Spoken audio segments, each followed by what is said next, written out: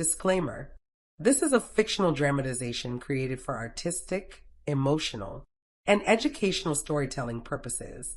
All characters and events are entirely fictional and created using AI tools.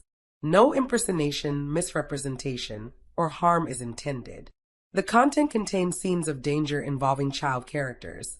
However, no real persons or minors were involved in its production. Grace's Love Stories produces scripted, AI-generated stories that promote, entertain, inspire kindness, and emotional connection. We respect our viewers and strictly adhere to YouTube's policies. The scent of roasting meat and spilled wine was a thick, cloying blanket in the great hall, but Alara could parse every thread of it. She could smell the nervous sweat of the serving girls, the cloying perfume of the noblewomen, and the sharp, metallic tang of the polished armor on the guards lining the walls. Her world was a tapestry of smells, a silent language she had learned to read with more accuracy than any written word. For the past 5 years, since the curse had stolen her voice and her brother's, it was the only language she had left. From her corner near the kitchens, she watched the throng of bodies celebrating the king's return. King Valerius, the Alpha of Alphas, ruler of the Winterstone Pack and all its territories. His scent was the only one that cut through the miasma of the court, a clean, sharp fragrance of pine and frost that seemed to carry the cold, pure air of the mountains.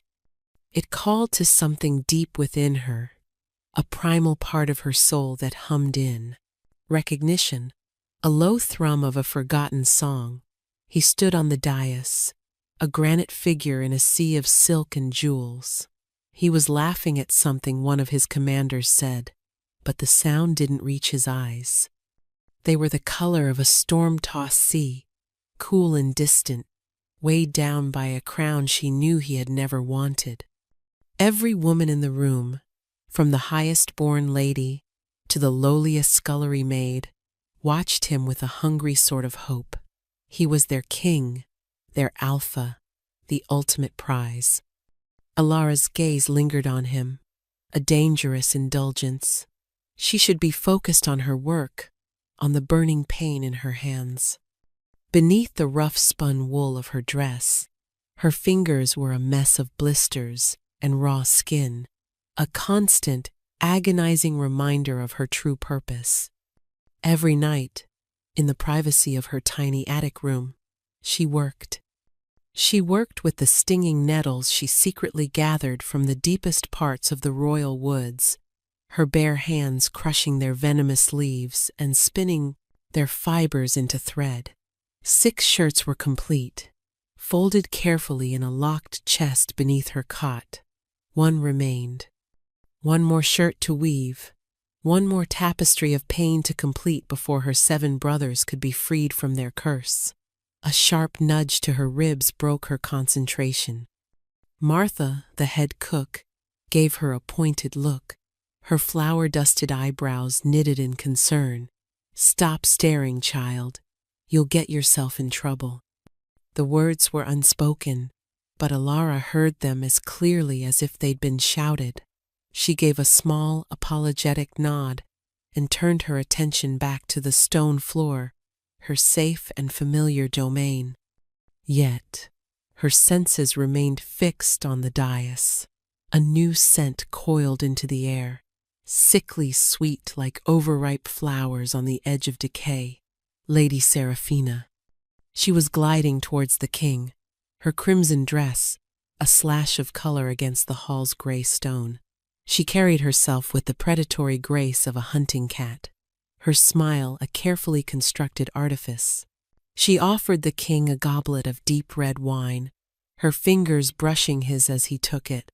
Valerius accepted the drink with a polite nod, his attention already drifting. He looked bored, a man trapped in a gilded cage of his own making. Alara felt a strange pang of sympathy for him, this powerful alpha, who seemed so utterly alone. Seraphina's smile tightened at his disinterest. As she turned away, Her gaze swept the hall, and, for a horrifying moment, met Alara's. There was no recognition in those cold eyes, only a dismissive glance for a servant. But Alara saw something else. A flicker of dark, greasy magic clinging to Seraphina's aura like a shroud. It was the same magic that had cursed her brothers, the same stench of wrongness and rot. Panic, cold and sharp, pierced the dull ache in her hands. Her eyes snapped back to the goblet Valerius held. A faint, oily shimmer coated the surface of the wine, invisible to anyone not attuned to the subtle currents of magic. It was a potion, not a deadly poison. Something cruder would be too obvious. This was a compulsion, a potion to weaken the will, to make an alpha king more suggestible. He was raising the goblet to his lips. Time seemed to slow. The cacophony of the hall faded to a distant hum. All Alara could hear was the frantic pounding of her own heart, a drumbeat of terror. She couldn't shout a warning. She couldn't explain. Her vow of silence was an iron chain on her soul. To break it would be to condemn her brothers forever. But she could not stand by and watch him be ensnared. That scent of pine and frost, the scent of her mate, was a tether she couldn't sever. Mate. The word bloomed in her mind. A shocking, impossible truth. It was a realization that settled in her bones with the weight of absolute certainty. The pull she felt, the hum in her soul, it was the mate bond, dormant but undeniably present. He was hers, and that woman was trying to poison him. She moved. It wasn't a conscious decision. Her body acted on pure, feral instinct. She pushed off the wall, her worn leather shoes slapping against the stone. She stumbled through the crowd, ignoring the indignant gasps and curses. Her target was a young serving boy carrying a heavy tray laden with a flagon of the same wine. She reached him just as he passed the dais. With a cry that was little more than a strangled gasp in her throat, she threw herself forward, pretending to trip over her own feet. Her shoulder slammed into the boy's side. The world tilted. The tray went flying. The flagon of wine arced through the air, a spray of ruby liquid that crashed against the stone steps of the dais.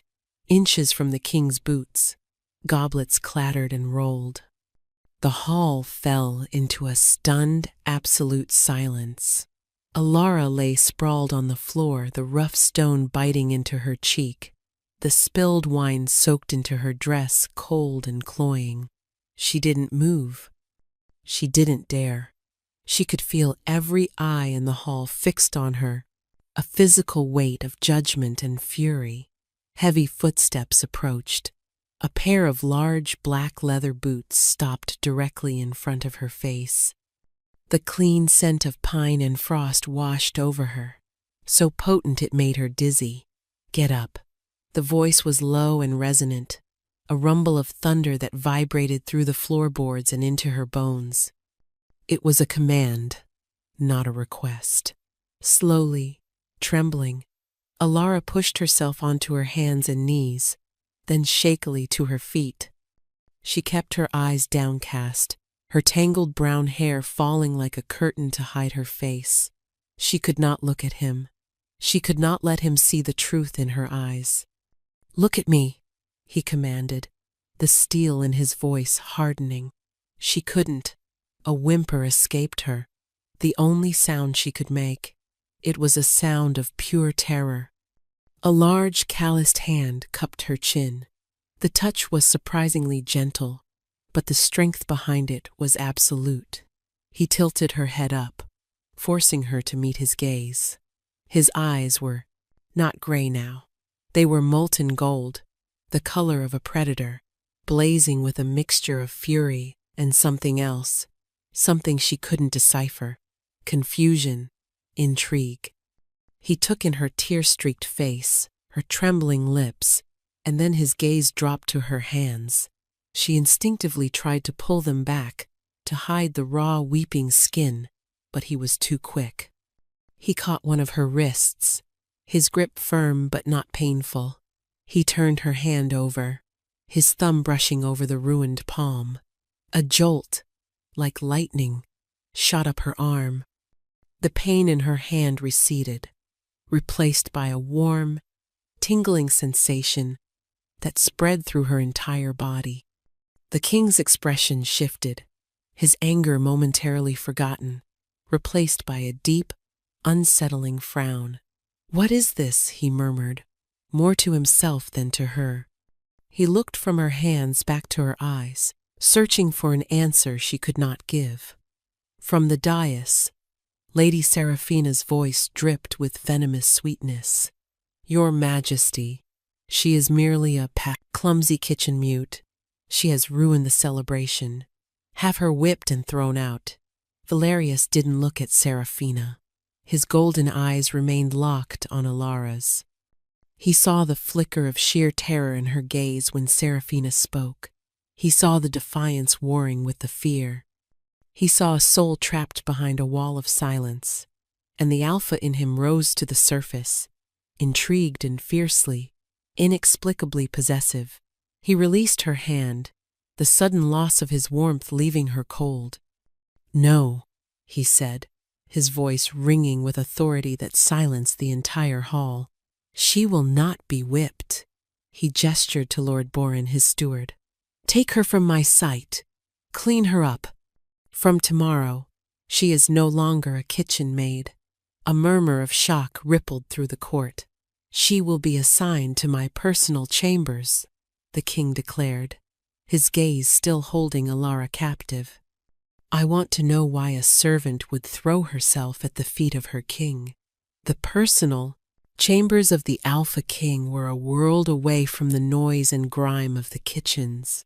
They were vast and silent, furnished with dark, polished wood and rich tapestries that muffled every sound. A fire crackled in a stone hearth the size of a small carriage, casting flickering shadows across the room. The air was thick with his scent pine, frost, and something uniquely masculine that made Alara's head swim and her knees feel weak. It was everywhere. On the furs thrown over the chairs, in the heavy velvet of the curtains, on the very air she breathed. It was both a comfort and a torment. Lord Boren had left her at the door with a sneer and a warning. "The king is merciful, but his patience is not infinite. Do not test it." The steward's scent was sour, like old paper and suspicion. He did not trust her, and his dislike was a palpable force in the air. Now, she stood frozen just inside the doors, clutching a tray with a silver pitcher of water and a single goblet. Her servant's dress had been replaced with a simple but clean tunic and leggings of soft gray wool. Her hands, cleaned and bandaged by a grim-faced healer, throbbed with a dull, persistent ache. The healer had asked questions, her eyes sharp with professional curiosity about the nature of the wounds. But Alara had only been able to shake her head, her silence, a wall the woman could not breach. Valerius was standing by the large window, his back to her, looking out over the moonlit castle grounds. He was dressed in simple black trousers and a loose white shirt, the trappings of royalty discarded. In the quiet of his chambers, he seemed less like a king and more like a wolf, powerful and contained, a predator in his own den. "Put it on the table," he said without turning around. His voice was softer here, stripped of the booming authority it held in the great hall, but it still sent a shiver down her spine. She moved on silent feet, her heart, a frantic bird beating against her ribs. She set the tray down on a small table near the fire. The silver pitcher clinked softly against the wood, the only sound in the room besides the crackling flames. Her task was done. She should retreat, stand by the door until dismissed. That was the protocol.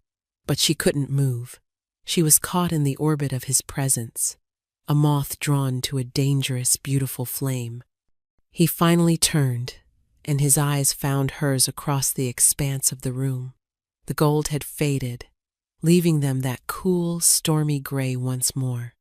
He studied her for a long moment, his gaze intense and analytical, as if he were trying to piece together a puzzle. "You still haven't found your tongue, I see," he remarked, his tone laced with a dry sort of amusement. Alara dropped her gaze to the floor, a hot flush creeping up her neck. She could feel his approach, the way the air shifted around him. He stopped just a few feet from her.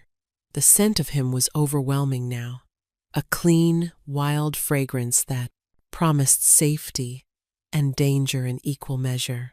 "Why did you do it?" he asked, his voice a low murmur. "In the hall.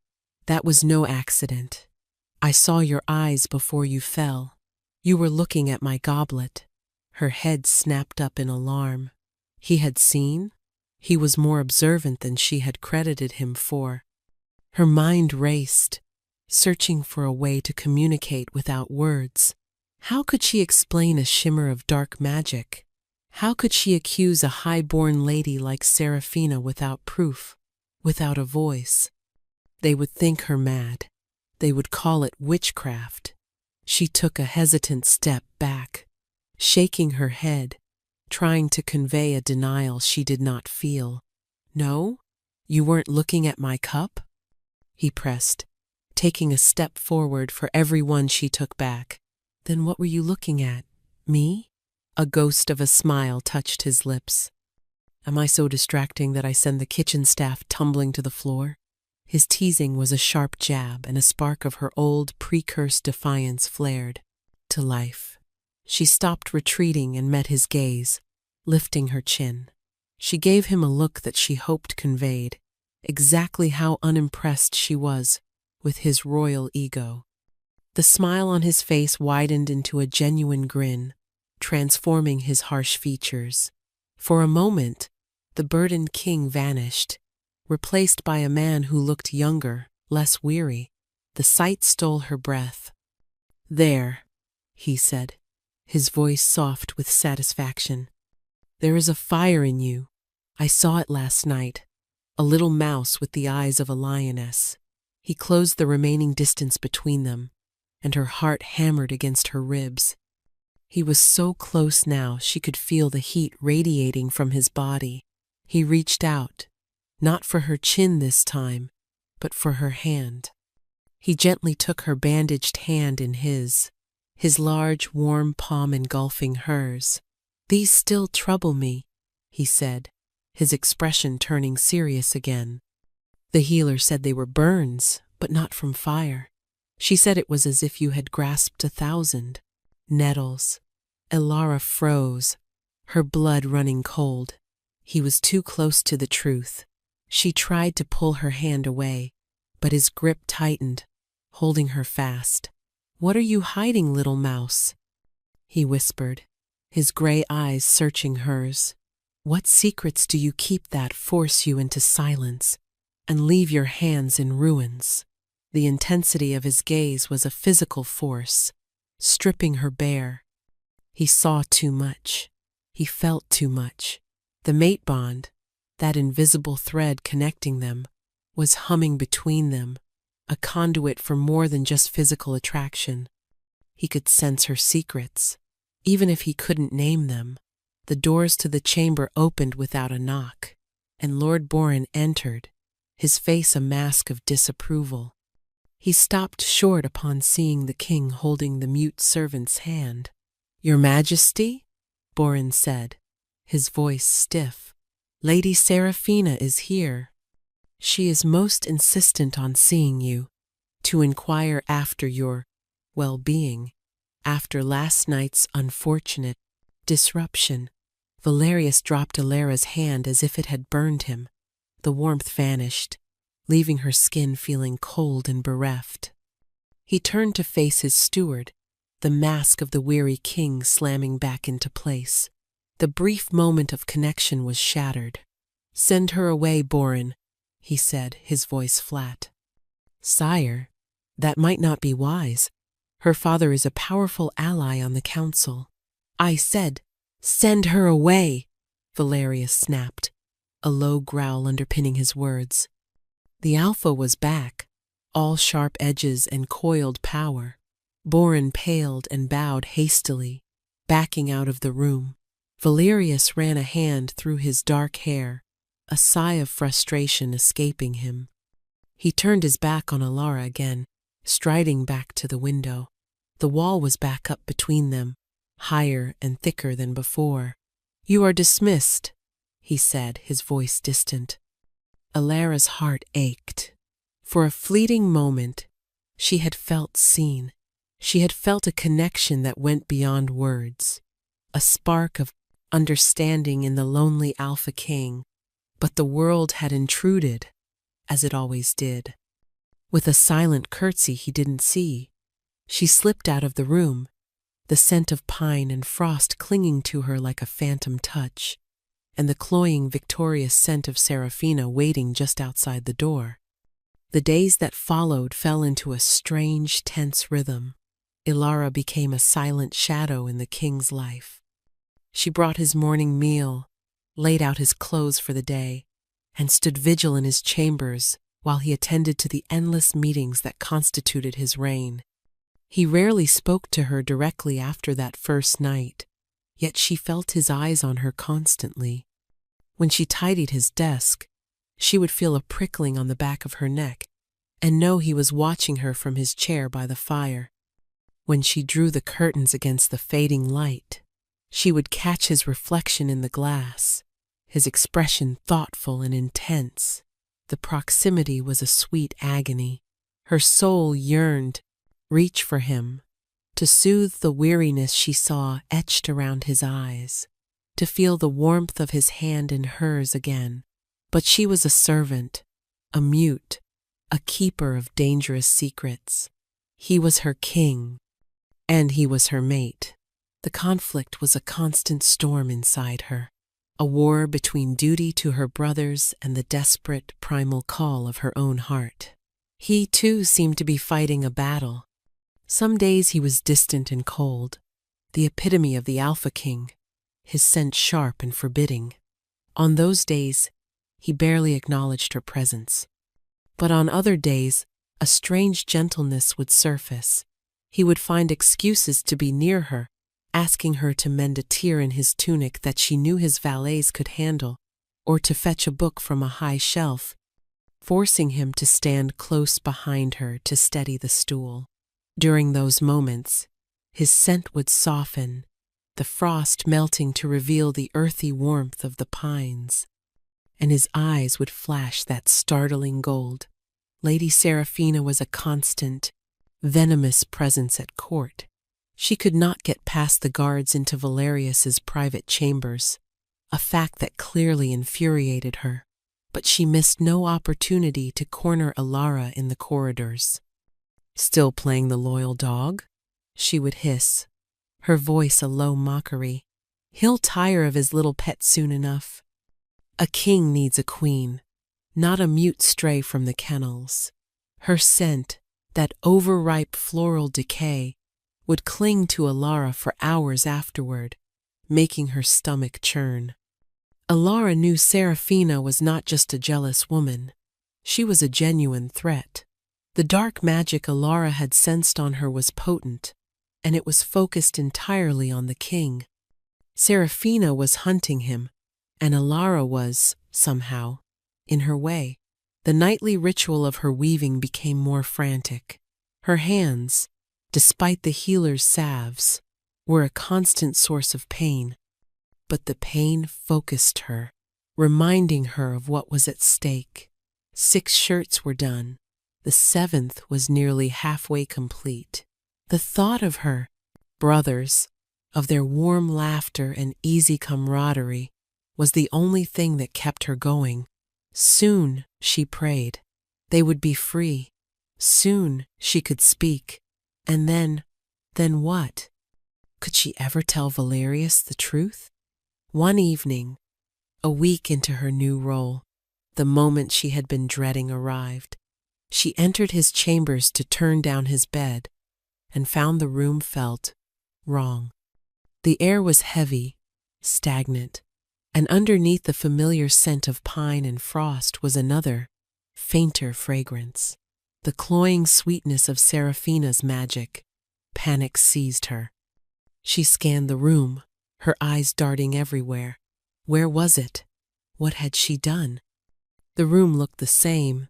The heavy desk, littered with maps and scrolls, the furs on the chair, the weapons rack against the wall. Nothing was out of place. Her gaze fell upon the king's bed.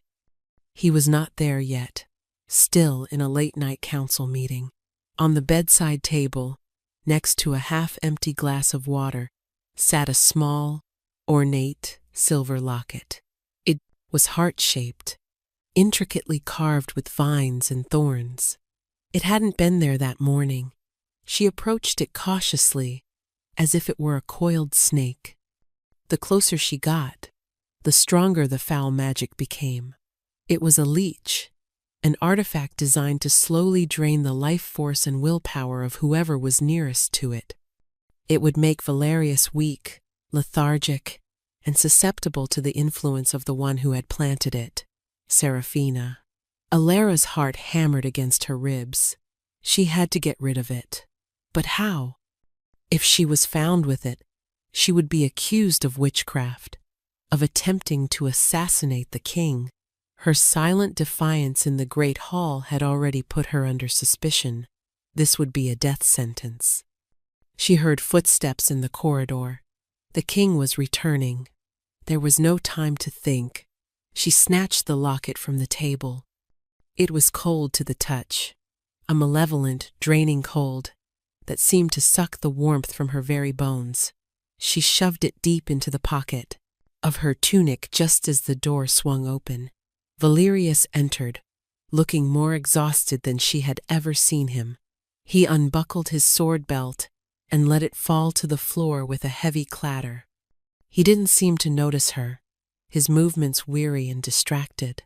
"The grain reports from the west are disastrous," he muttered, running a hand over his face. "And the eastern lords are rattling their sabers again. It never ends." He walked towards the bed and collapsed onto it, not even bothering to remove his boots. He lay on his back, staring at the canopy, a deep sigh shuddering through his body. Alara stood frozen by the table, the evil cold of the locket pressing against her hip. The oppressive feeling in the room had lessened now that the object was shielded by her body, but she could feel its foul energy trying to latch onto her instead. Valerius turned his head and finally saw her. "Ah, you're still here." His voice was flat, devoid of its usual energy. The locket's proximity had already begun to affect him. She gave a hesitant nod, her mind screaming, "Get it out of here! Get it away from him!"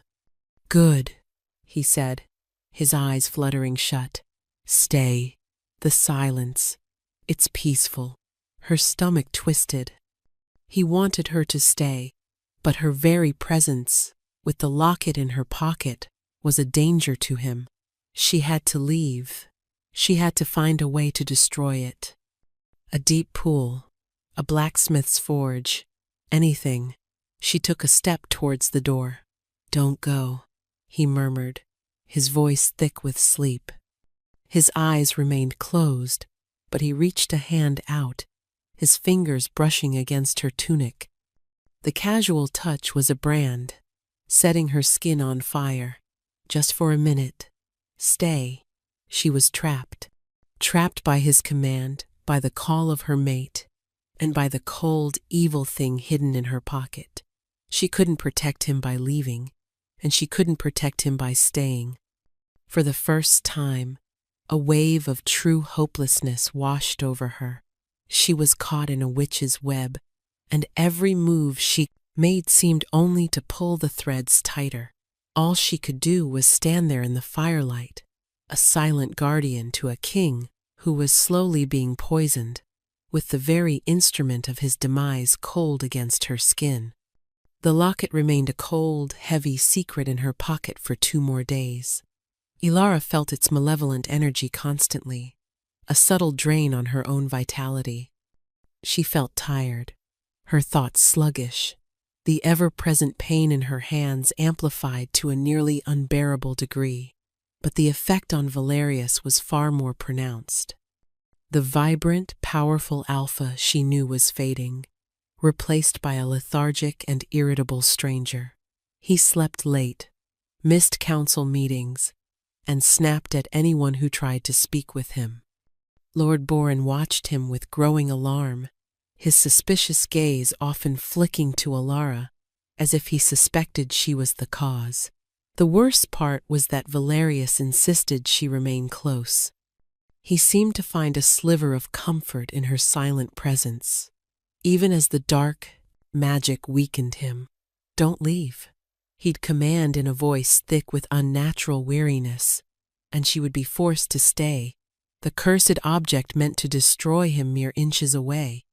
She tried to subtly counteract its influence, focusing her own small, latent light magic, the simple, life-affirming energy she'd inherited from her mother outward, hoping to create a shield around him. It was exhausting, like trying to hold back the tide with a sieve. On the 3rd night, the crisis came. Ilara was mending one of his cloaks by the fire, her needle moving mechanically, when she heard a choked gasp from the bed. She looked up to see Valerius thrashing, his face pale and beaded with sweat. He was caught in a fever dream, his hands clenched in the furs. "No," he muttered, his voice ragged. "The forest. It's dying. So cold." She rushed to his side, her sewing forgotten. She touched his forehead. He was burning with fever. His breathing was shallow, his pulse thready beneath her fingertips. The locket's influence had reached its peak. It was killing him. Desperation clawed at her throat. The physicians would be useless. They couldn't fight magic. Serafina had won. Valerius would die, or become so weakened he would be her puppet, and Ilara would have failed the one person her soul recognized as its other half. No, the word was a silent roar in her mind. She would not let this happen. She looked from his pained face to the lump in her pocket. She had to destroy the locket, but she couldn't leave him like this. He might not be alive when she returned. Her duty to her brothers, her vow, it all seemed secondary to the life of the man fading before her eyes. A desperate idea took root. Her magic was small, untrained, a magic of light and life, the opposite of the death magic, clinging to the locket. Perhaps she could disrupt the enchantment, just for a little while, long enough to give him a fighting chance. She pulled the cursed object from her pocket. In the firelight, the silver seemed to writhe, the carved thorns looking sharp and cruel. It pulsed with a cold, dark energy that made her teeth ache. She placed her other hand on Valerius's chest, feeling the faint, struggling beat of his heart. She closed her eyes, shutting out the world, shutting out her fear. She reached deep inside herself, past the pain and the silence, searching for the tiny spark of light she had always hidden there. She nurtured it, fed it with her will, with her desperate, unspoken love for the man under her hand. "Live," she pleaded with every fiber of her being. "Please, live." A faint warmth grew in her palm. She focused it, drawing it up her arm and into the hand that held the locket. A soft golden glow, no brighter than a candle flame, enveloped her fingers. She poured all of her energy, all of her hope, into that light, pushing it against the locket's oppressive cold. For a moment, nothing happened. Then, with a faint crackling sound, the locket grew hot, searing her skin. The dark energy recoiled from her light, the enchantment fracturing. It wasn't broken, but it was disrupted. its hold on Valerius momentarily severed. At the same instant, Valerius's eyes flew open. They were no longer gray or gold, but wide with disorientation. His gaze locked on her, on the faint golden light surrounding her hand. He saw her face, contorted in concentration and pain, and a flicker of understanding, of awe, crossed his features. He drew a deep, shuddering breath, the first clean breath he'd taken in days. "You," he whispered, his voice hoarse. The spell was broken. The connection between the locket and the king was temporarily severed. Now was her chance. Without a second thought, she turned and fled. She couldn't stay and explain. She had been seen using magic. She had the locket. It was all the proof they would need to condemn her. She ran from the king's chambers, clutching the now scorching piece of silver in her hand, her heart breaking with every step that took her further away from him. Valerius pushed himself up on his elbows, the world slowly coming back into focus. The oppressive weight that had been crushing him for days was gone. The fog in his mind had lifted. He felt weak, drained, but he felt like himself again. He remembered a flash of gold. He remembered the face of his silent servant, filled with a fierce, protective light. He remembered the feeling of a dark influence being ripped away. She hadn't been harming him. She had been saving him. The realization struck him with the force of a physical blow. The quiet pull he had felt towards her, the strange sense of peace in her presence, the inexplicable possessiveness, it all coalesced into a single, undeniable truth: mate. The bond, which had been a quiet hum beneath the surface of his consciousness, roared to life, a blazing inferno of certainty. She was his, the mute girl, the little mouse with the lioness eyes. She was his mate, and she had just saved his life, and she was gone. "Guard!" he roared, his voice still weak but filled with the unshakable power of an alpha king. 2 guards burst into the room, their swords drawn. "Find her!" Valerius commanded, swinging his legs off the bed, his body trembling with urgency. "Find the girl, Alara." It was the first time he had used her name, a name he had learned from the steward's rosters and had kept tucked away in his mind. "Find her and bring her to me. She is not to be harmed. Do you understand? No one is to lay a hand on her." Lord Boren appeared in the doorway, his face pale with shock at the king's sudden recovery. "Your Majesty, what is happening?" "The mute girl was seen fleeing your chambers. I have men searching for her now. She is a witch, a traitor." "She is no traitor," Valerius snarled, rising to his full height. The strength was already flowing back into his limbs. "You will call off your men, Boren. She is under my protection. I want her found and brought to me safely. Now."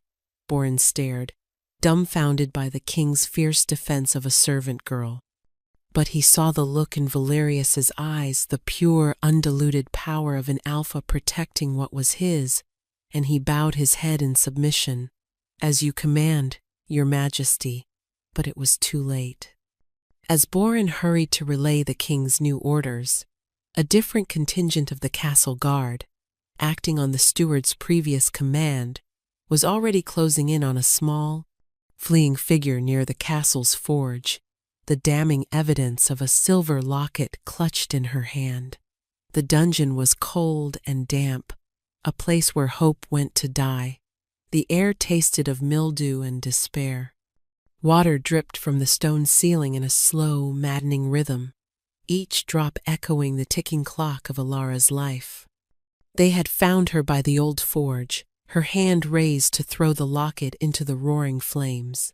They had twisted her arm behind her back, the cursed silver clattering to the ground, and dragged her away before she could complete the act. Now she sat on a pile of damp straw, her simple gray tunic torn and stained. Iron manacles, cold and heavy, chafed her wrists. The locket had been taken as evidence.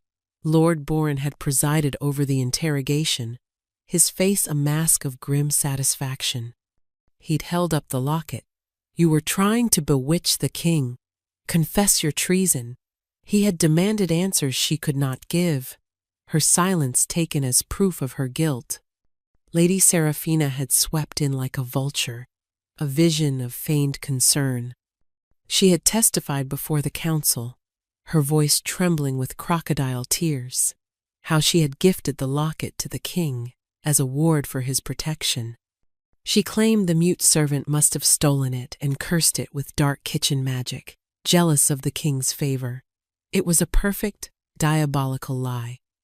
Ilara, the silent, strange girl with the ruined hands and no allies, was the perfect scapegoat. The sentence was passed swiftly. Execution for high treason and witchcraft. At sunrise, 2 days hence.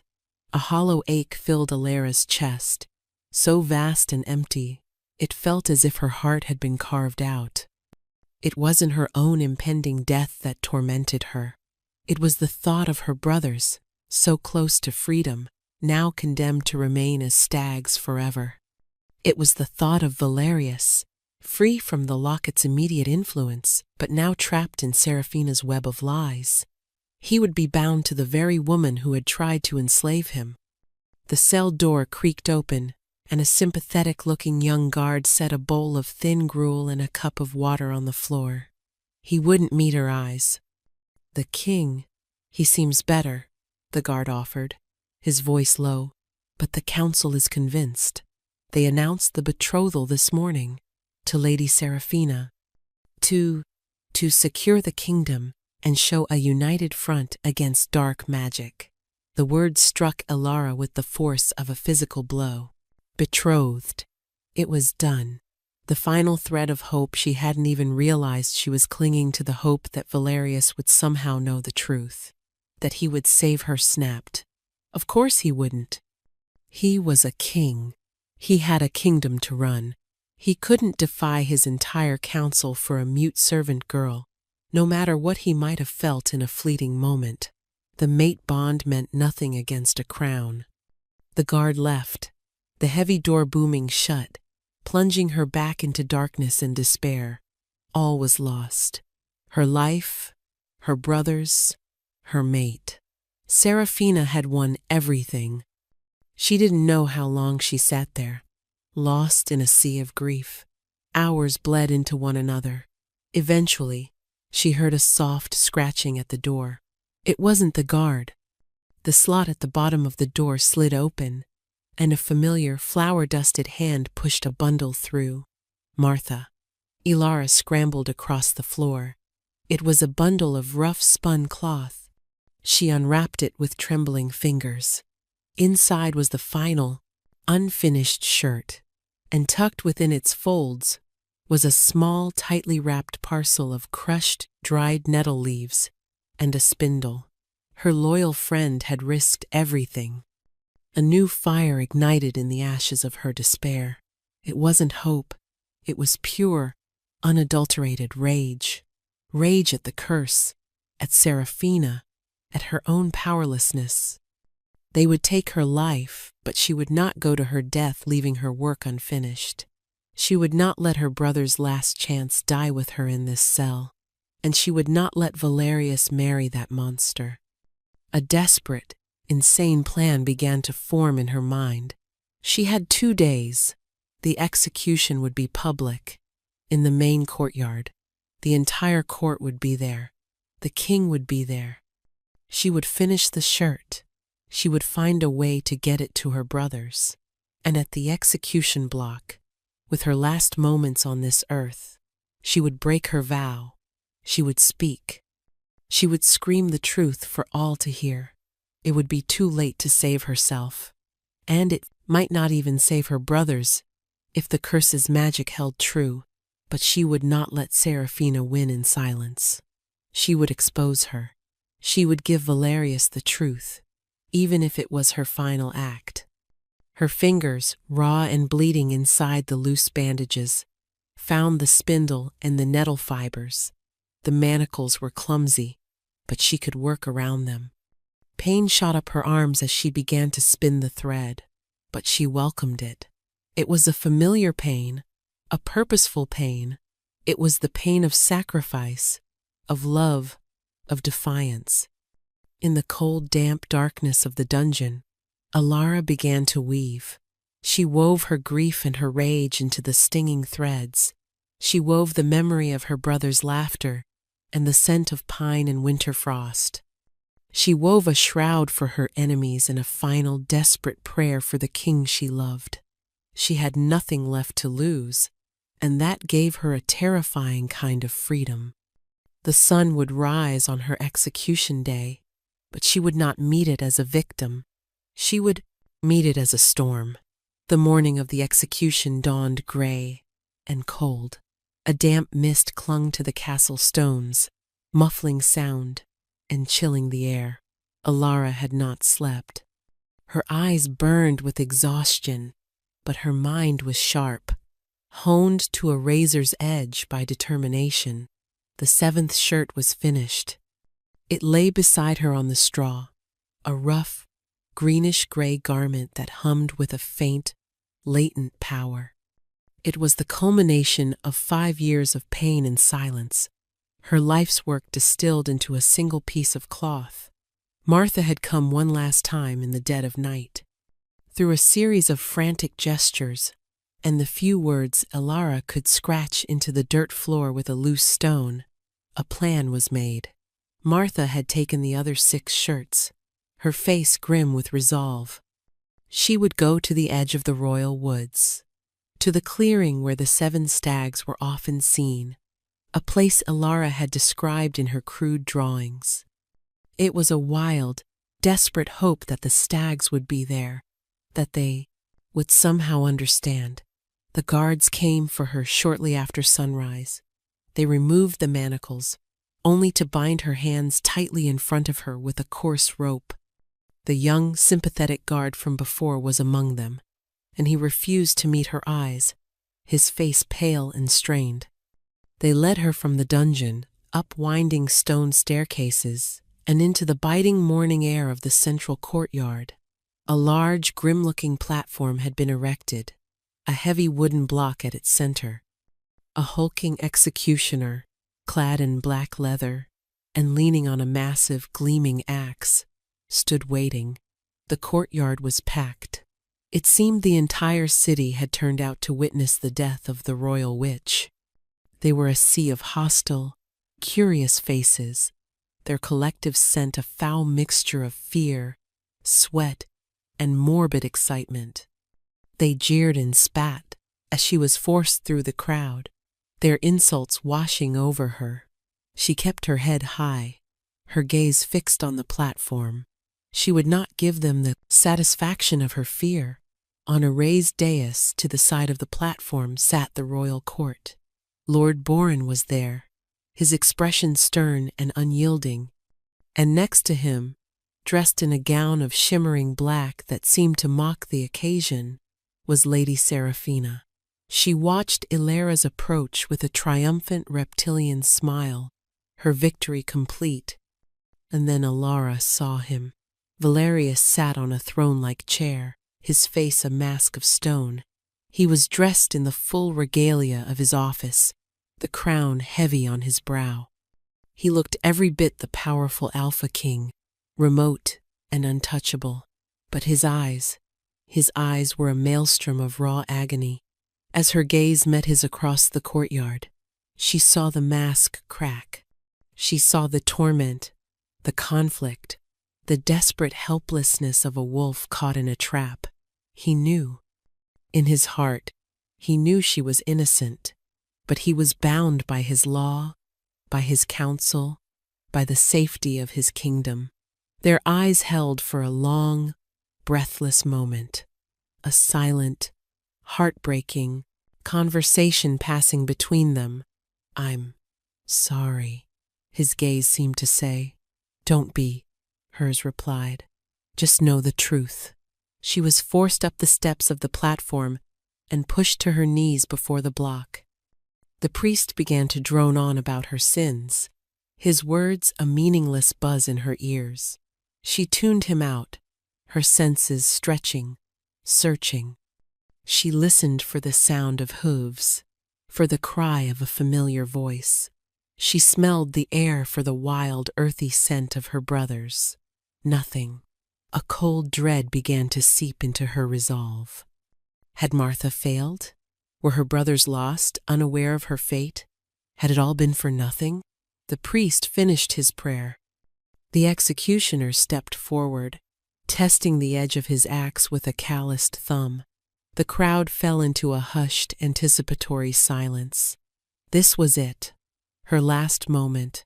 She had to speak now.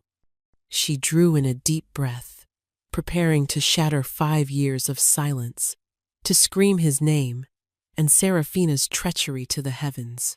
And then she heard it, a sound from the edge of the crowd, a commotion, a gasp of surprise that rippled through the onlookers. Then a roar, not of a man, but of a great beast. The crowd parted, people screaming and scrambling to get away, as something immense burst into the courtyard. It was a stag, the largest she had ever seen, his antlers a magnificent crown of bone, his eyes burning with intelligent fury. He was not alone. Behind him came 6 others, equally majestic, their powerful hooves striking sparks on the cobblestones. Her brothers, they had come.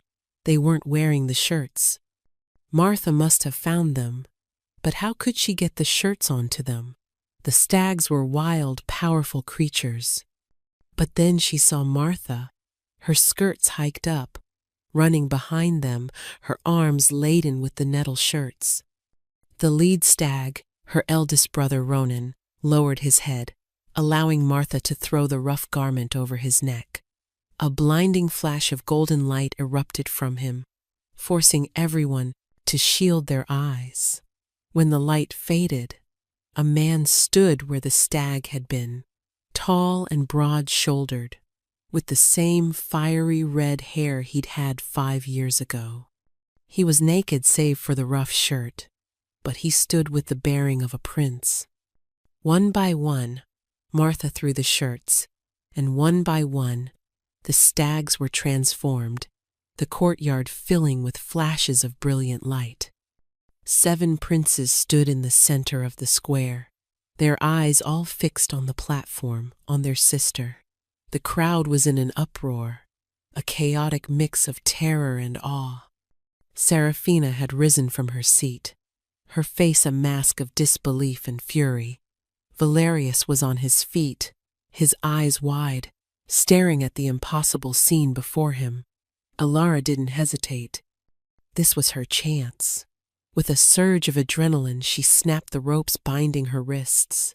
The fibers, weakened by her frantic weaving in the cell, gave way.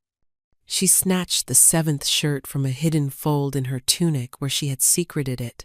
Before anyone could react, she ran to the edge of the platform and leaped. She landed hard but rolled to her feet, ignoring the jarring impact. She ran towards the one remaining stag, her youngest brother, Finn, who was circling nervously. Finn! Her voice, raw and unused, cracked in the cold air, but it was her voice. The vow was broken. The word was out. A searing pain, like a hot poker, lanced through her throat, but she ignored it. She threw the final shirt over her brother's head. Another flash of light, and her little brother stood before her, his eyes full of tears. Alara turned to face the dais. She pointed a trembling finger at the horrified witch.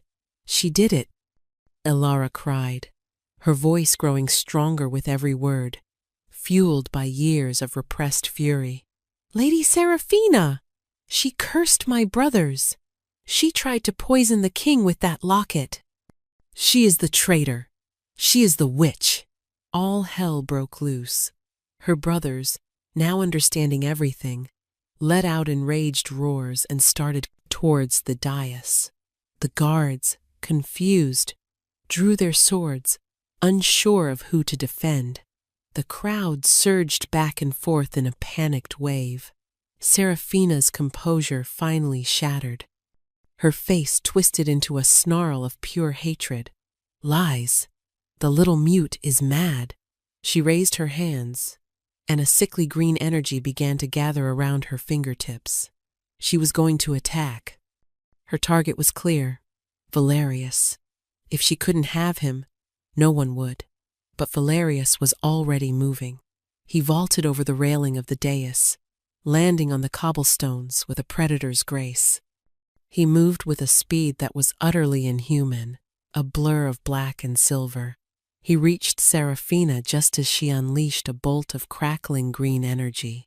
He shoved her hard, sending her stumbling sideways.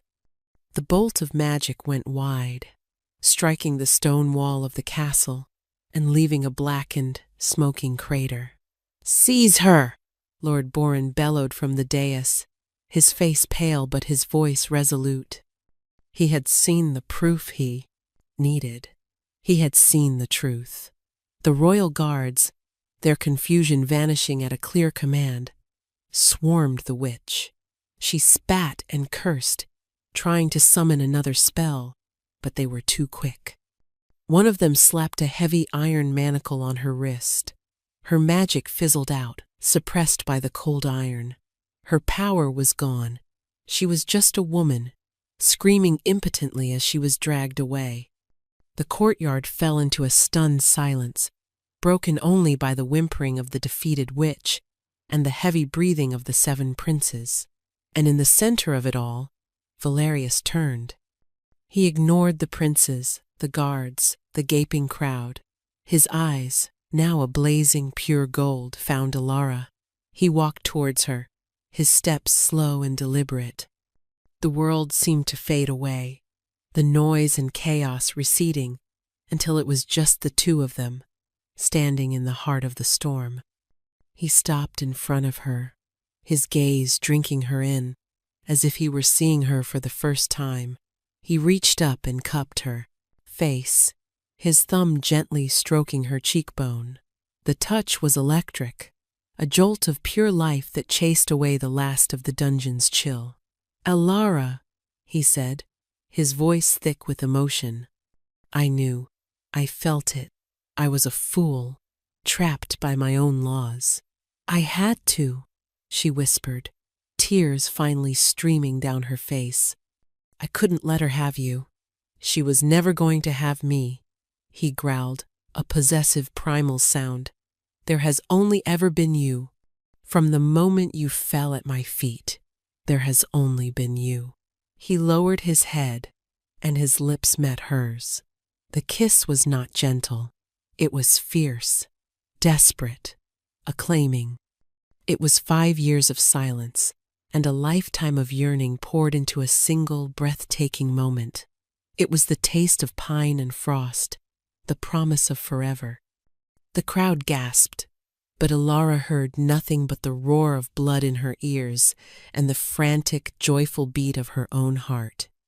When he finally pulled back, he rested his forehead against hers, his breathing ragged.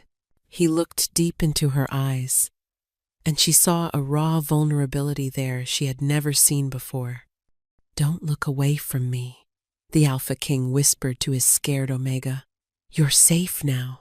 Then before the entire court, before her brothers and his people, he lowered his head to the curve of her neck.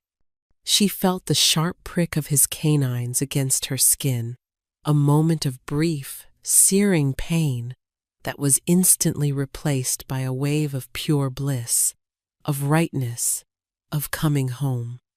The mate bond, once a fragile thread, snapped into place, a permanent, unbreakable chain of silver and gold, forged in magic and sealed in love. The crowd, which had moments ago been calling for her blood, erupted into a deafening cheer for their new queen. The aftermath was a whirlwind of controlled chaos.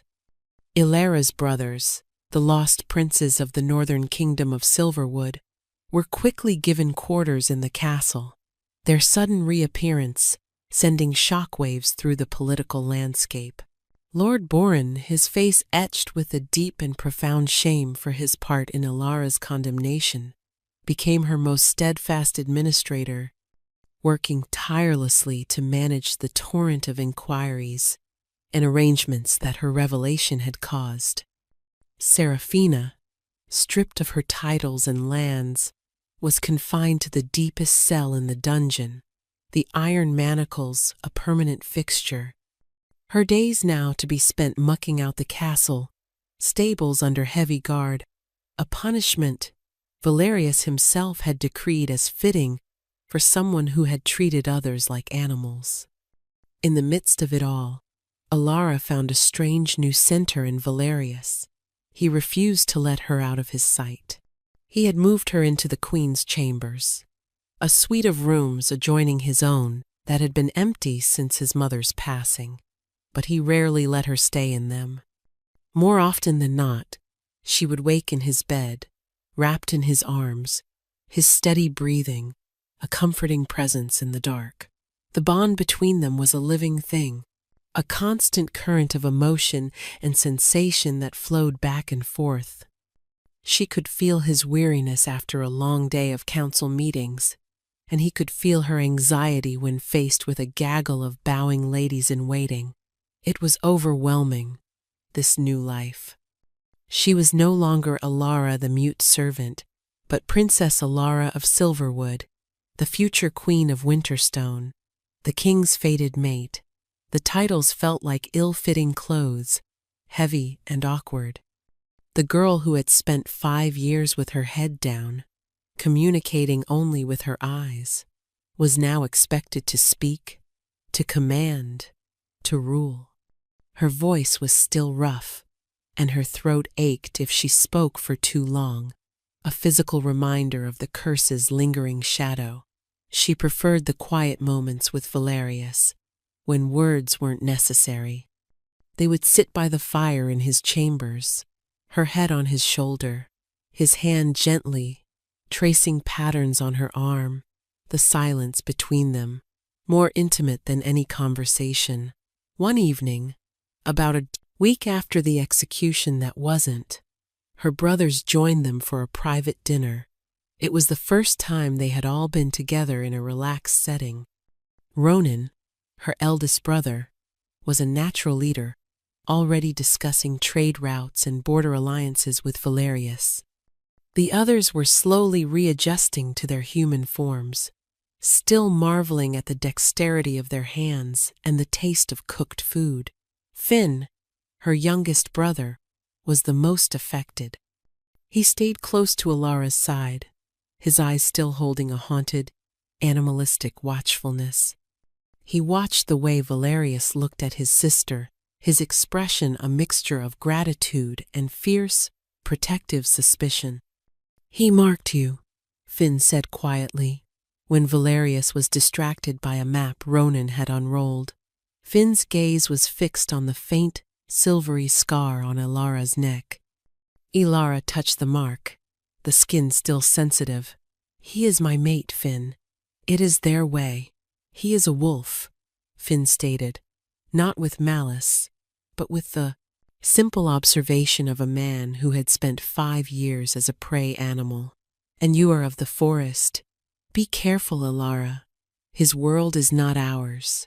His world is my world now," she replied softly, her gaze drifting to Valerius. He looked up then, as if sensing her thoughts, and gave her a small, private smile that made her heart ache. "And mine is his." Later that night, after her brothers had departed, Valerius found her standing on the balcony of his chambers, staring up at the full moon. The night air was cold, but she didn't feel it. The bond with him was a permanent warmth in her veins. He came to stand behind her, wrapping his arms around her waist and pulling her back against his chest. He rested his chin on her shoulder, his scent of pine and frost a comforting blanket. "Your brother does not trust me," he murmured into her hair. "Finn does not trust anyone," she replied. "He was the youngest, the most frightened. He will learn. He sees how you look at me. And how do I look? At you? She turned in his arms to face him, her hands coming up to cup his jaw. She looked into his eyes, the color of a calm sea in the moonlight. You look at me like I am the only thing you have ever been sure of. A muscle feathered in his cheek. That is because you are, he said, his voice raw with an emotion he still struggled to express. Alara, for years I have been a king, an alpha, a symbol. I have been surrounded by people, but I have been utterly alone. I never understood what was missing until I saw you. Even in your silence, you were the loudest thing in my world. I was so afraid, she confessed, her voice barely a whisper. Afraid of what you would do if you knew the truth. Afraid of what Serafina would do. But mostly, I was afraid of this feeling, this pull. I thought it was a weakness. It is our greatest strength, he said, leaning down to kiss her. This kiss was different from the one in the courtyard. It was slow, tender, a question and an answer all at once. It spoke of shared burdens and future promises. I almost lost you, he whispered against her lips.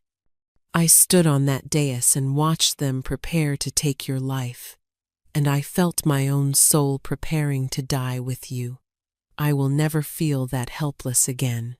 I will never let anyone harm you again. You are my queen, Ilara, my mate, my everything. The conviction in his voice washed away the last of her fears, the final lingering shadows of the dungeon. The warnings of her brother, born of love and fear, faded in the face of the absolute certainty of the man holding her. He was a wolf. Yes, he was a king, but he was hers. And she, the silent weaver who had once been invisible, was his. 1 month later, the first snows of winter began to fall, blanketing the capital in a layer of pristine white. From the balcony of the queen's chambers, Alara watched the delicate flakes drift down, each one a tiny, perfect crystal. A heavy fur cloak was wrapped around her shoulders, and a warm, solid body was pressed against her back. You're thinking again, Valerius murmured, his voice a low rumble against her ear. I can feel it. It's very loud. She smiled, leaning her head back against his shoulder. I was just thinking that a month ago, I was in a dungeon waiting to die. And now I am watching the first snow with my husband. They had been married a week prior, in a ceremony that joined not only 2 people, but 2 kingdoms. Her brothers, standing as her honor guard, had formally pledged the allegiance of the newly restored Silverwood to the Winterstone Pack, creating an alliance that would ensure peace for generations. The people, who had once jeered her, now showered her with flowers, their cheers for the Weaver Queen echoing through the city. Some things change for the better, Valerius said, his arms tightening around her. He pressed a soft kiss to the silvery bite mark on her neck, a gesture that was both possessive and tender, although, he added, a playful growl in his voice, I do occasionally miss the peace and quiet. You have a surprising number of opinions for someone who was silent for 5 years. Alara laughed, turning in his arms to face him. She playfully swatted his chest. Be careful what you wish for, Your Majesty. I have 5 years of conversation saved up. We've barely gotten through the first month. I suppose I can endure it, he said, his eyes, the color of a winter sky, sparkling with amusement and a deep, abiding love. He brushed a stray snowflake from her hair, his touch infinitely gentle. Seeing you like this, happy, safe, hearing your voice, your laughter, it's a better sound than any royal fanfare. Her smile softened. My hands have healed, she said, holding them up for him to see. The skin was smooth and unblemished, the raw nettle-stung flesh a distant memory. I haven't touched a spindle or a loom since that day. You never have to again, unless you wish it, he said seriously. Your weaving saved your brothers. It saved me. But that part of your life is over. The pain is over. She reached up, her now healed fingers tracing the strong line of his jaw. It wasn't all pain. It taught me to listen, to see what others miss. It made me who I am. And who you are, he whispered, lowering his head until their foreheads touched, is the bravest, most stubborn, most beautiful woman I have ever known. You are the heart of my kingdom and the soul of my life. The world outside was cold and white, but in his arms, Ilara was warm. She was home. The silent girl from the kitchens, the cursed princess, the condemned witch, they were all parts of her past. Now, she was a queen, a mate, a wife. She lifted her face to his, her heart full to bursting. I love you, Valerius, she said, the words coming easily now, as natural as breathing. And I love you, my weaver queen, he replied just before. His lips captured hers, sealing their promise as the snow continued to fall, covering the old world and heralding the beginning of their new one.